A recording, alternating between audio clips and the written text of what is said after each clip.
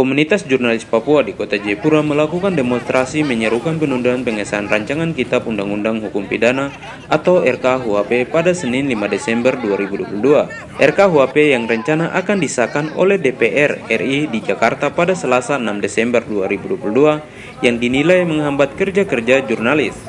Aksi unjuk rasa yang berlangsung sekitar pukul 10 waktu Papua hingga pukul 11 waktu Papua itu diikuti sekitar 20 jurnalis di Papua baik media cetak, online, televisi, dan radio. Aksi itu diinisiasi komunitas jurnalis Papua yang terdiri dari Aliansi Jurnalis Independen, Forum Jurnalis Perempuan Indonesia, Persatuan Wartawan Indonesia, Ikatan Jurnalis Televisi Indonesia, dan lembaga komunitas pers lainnya. Ketua AJI Jayapura Luki Ireo menyatakan pengesahan RKUHP akan berdampak besar bagi kebebasan pers di Indonesia khususnya di Papua. Insan pers tidak bebas meliput karena merasa takut adanya ancaman pidana penjara. Bagaimana kita mau liput di pengadilan, kita harus pakai izin. Kita tidak bisa kritik terhadap pemerintah atau lembaga negara. Itu beberapa pasal yang memberangus kebebasan pers. Bagaimana? Tolak? Tolak? Lawan? Jurnalis Papua lawan pengesahan RUU KUHP. Salah seorang jurnalis Papua, Hengki Yeimo, dalam orasinya mengatakan RKUHP dapat menyebabkan jurnalis tak dapat memberikan kritik kepada lembaga negara apabila terjadi ketidakadilan di tengah masyarakat. Menurut Yeimo, hal tersebut menjadi ancaman bagi ruang kebebasan sipil dan demokrasi. Melakukan aksi untuk menolak pengesahan RKUHP yang juga mengancam kebebasan pers, tapi juga kebebasan berdemokrasi bagi masyarakat. Anggota Komisi 1 DPR Papua Yonas Nusi menyatakan pihaknya menerima aspirasi para jurnalis Papua yang menolak pengesahan RKUHP. Ia menilai aksi penolakan RKUHP juga terjadi di seluruh daerah di Indonesia.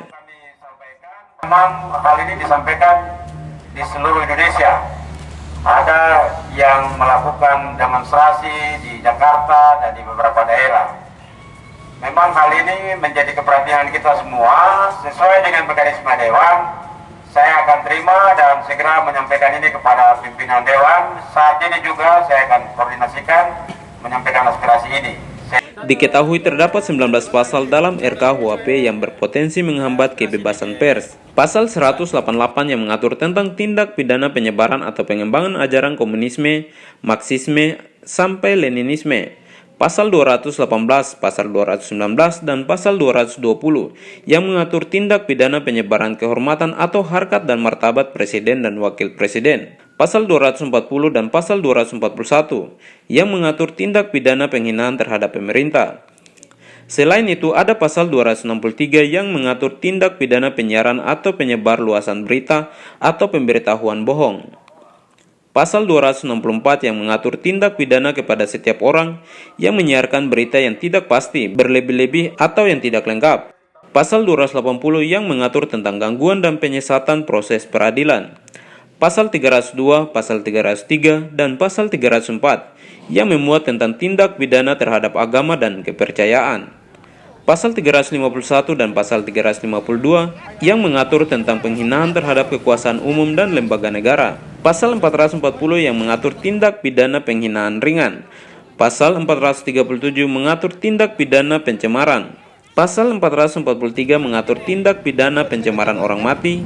Pasal 598 dan Pasal 599 mengatur tindak pidana penerbitan dan pencetakan. Pasal-pasal tersebut, ya, karena bisa saja tiba-tiba kita meliput, kita dipanggil untuk diperiksa di polisi. Padahal mekanisme penyelesaian kasus pemberitaan itu harus melalui undang-undang pers.